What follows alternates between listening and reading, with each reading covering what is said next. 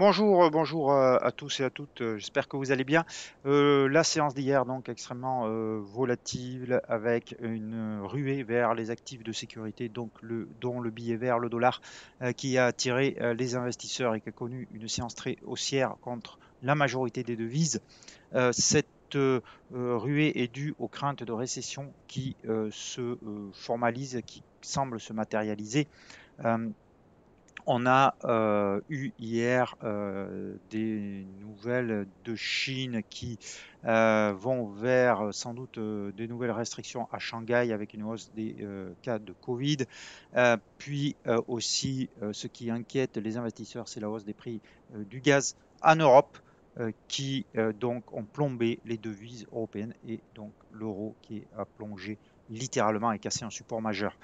Cet après-midi, on aura des indications sur la vigueur justement de l'économie américaine avec l'indice PMI non manufacturier ISM dont on attend le chiffre sur 54,3. Si jamais on sortait en dessous de 54,3, le risque est de voir le dollar prolonger sa hausse et puisqu'il jouerait à plein son statut de valeur refuge. Et ce soir, on a le procès-verbal du FOMC. Je vous rappelle qu'on attend une hausse de taux de 75 points de base en juillet. Le procès-verbal ne devrait pas différer de ses attentes, mais par contre, ce que les investisseurs vont regarder, c'est s'ils trouvent des indications sur le rythme des hausses de taux après celle de juillet. Voilà, donc on regarde tout de suite, avant de passer au graphique, l'avertissement sur les risques et on se retrouve tout de suite après.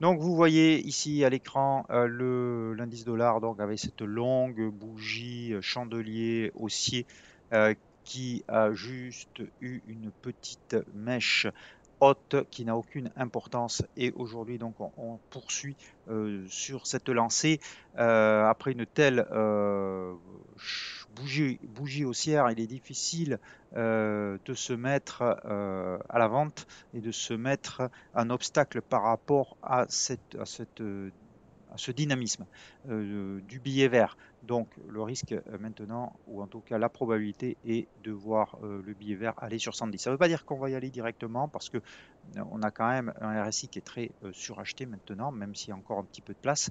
Donc on peut avoir des petites respirations comme on a eu ici par exemple, mais la tendance est foncièrement haussière sur le dollar, ce qui se traduit sur l'euro par la cassure donc de ce support majeur à 1,03 55 et donc cette cassure hier laisse présager une chute vers la parité puisqu'il n'y a quasiment aucun obstacle entre l'euro entre ce niveau et la parité.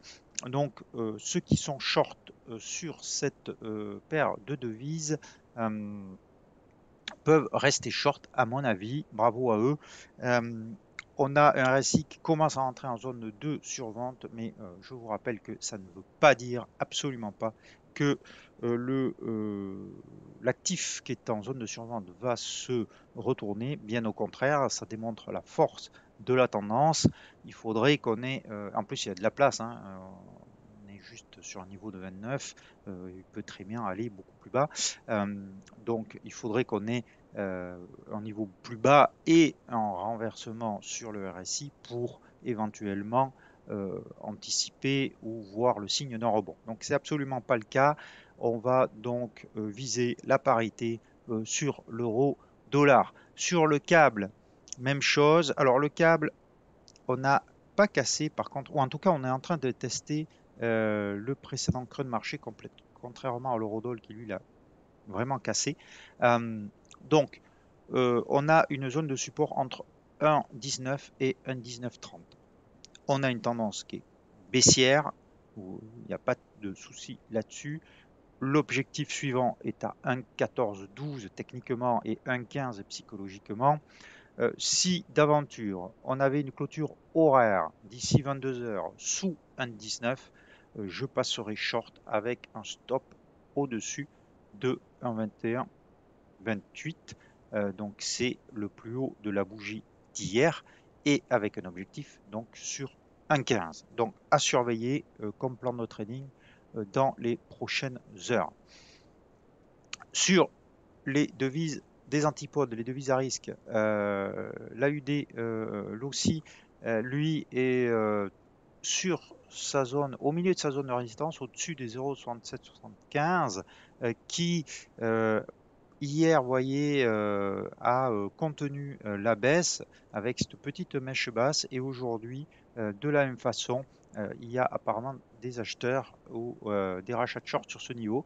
Donc, c'est le prochain niveau à surveiller sur l'OSI 0,6775. Sur le Kiwi, dont on a un plan de trading short, on a eu un petit rebond ce matin, mais vous voyez que ça repart, ça semble repartir à la baisse directement.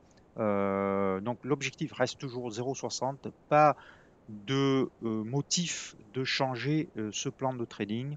On reste comme on est et on vise 0,60. La seule chose, c'est que je vais abaisser le stop loss à point d'entrée, à notre point d'entrée. Mais sinon, on garde cet objectif à 0,60 vu la force du dollar. On va aller voir les paires en Suisse avec le dollar, l'euro suisse pour commencer. Voilà, l'euro suisse qui casse actuellement 0,9950. Et là, il n'y a plus grand-chose avant 0,9785.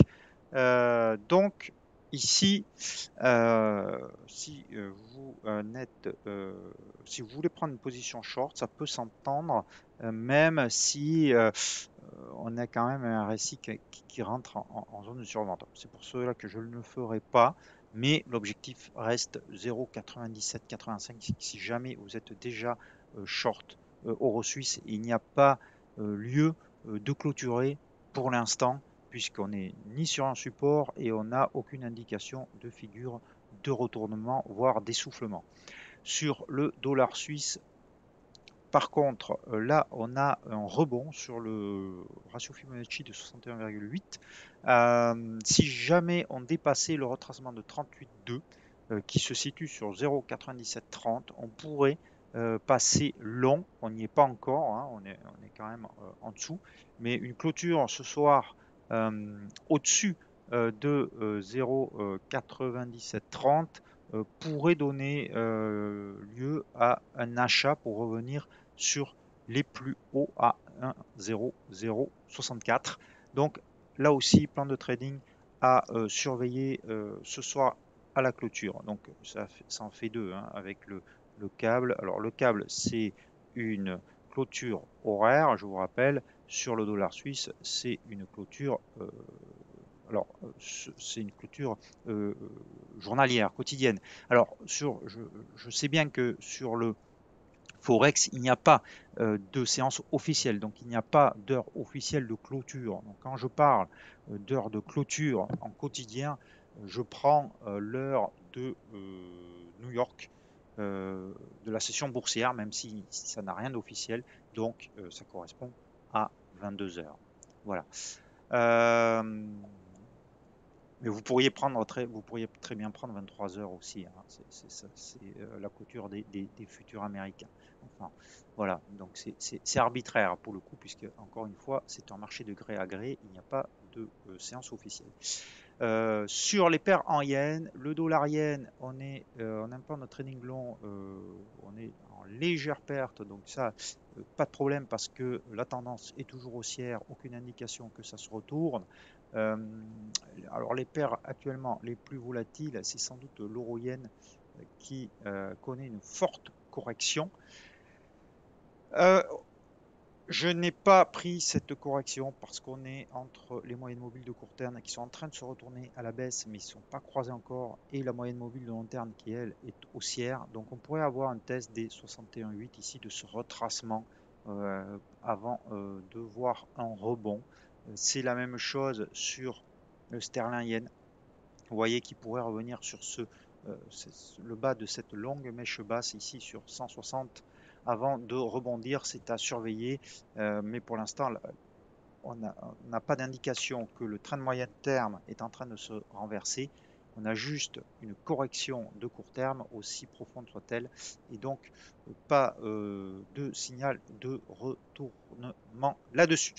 Et on va finir avec le loonie, le dollar contre dollar canadien, parce que c'est intéressant. Il est encore en train de tester, d'essayer d'attaquer la résistance à 1,3077. Et cette résistance est défendue, comme vous le voyez hier, encore une fois. On n'a pas pu le franchir, la dépasser. Donc, on va surveiller la configuration des prix pour voir si reste dans le range et on peut repartir à la baisse à nouveau, comme ça a été le cas en mai et en juin, ou si enfin on a une clôture au-dessus des 1,3077. À voir donc dans les prochaines heures, voire dans les prochains jours. Je vais finir avec le tableau plan de trading, pas grand chose, donc de nouveau, toujours short kiwi, pardon. Je baisse, comme je vous l'ai dit, le stop loss sur le point d'entrée 0,6380. Je le fais en direct avec vous. Et le dollar yen, donc je reste long avec les indications d'entrée, de stop loss et d'objectif comme défini au préalable. On donc va surveiller deux plans de trading éventuels, le câble si d'aventure on a une clôture horaire sous le niveau que je vous indiquais et le dollar suisse en clôture ce soir. Éventuellement le dollar, le loonie, le dollar contre dollar canadien selon la configuration des prix. Voilà, je vous souhaite une très très belle après-midi. J'espère que vous placez bien vos stop loss parce que les séances sont très volatiles et donc même si vous avez le bon sens, vous pouvez vite vous retrouver avec un capital qui fond comme neige au soleil. Bon après-midi, à demain, ciao ciao.